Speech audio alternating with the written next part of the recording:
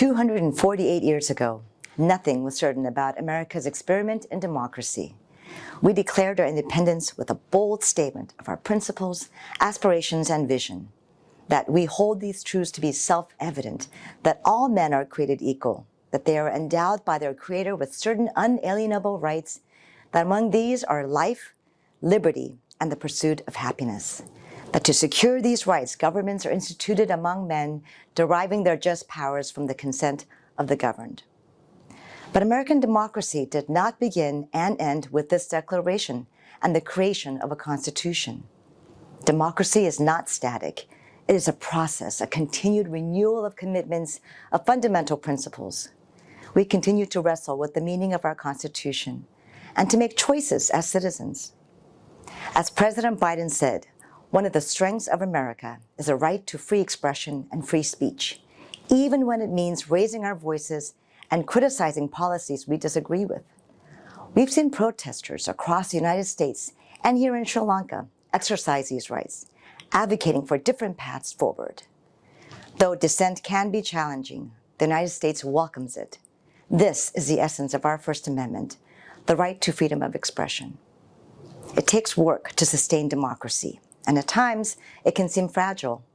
But I have no doubt that we Americans will continue strengthening our democracy and pursuing accountability and integrity within our institutions of government.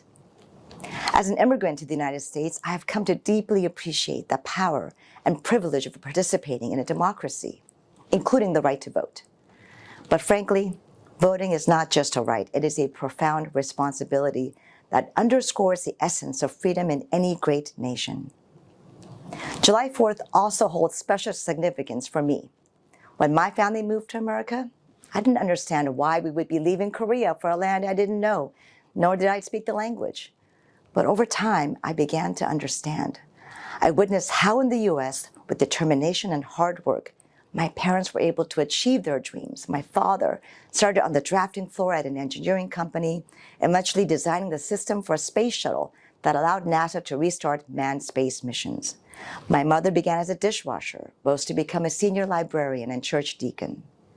As someone who has lived that American dream, I am honored to represent the United States abroad.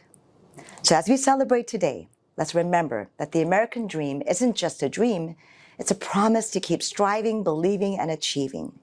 Today, Americans commemorate not just the birth of our nation, but the enduring spirit of unity and freedom that defines us and the U.S.-Sri Lanka partnership.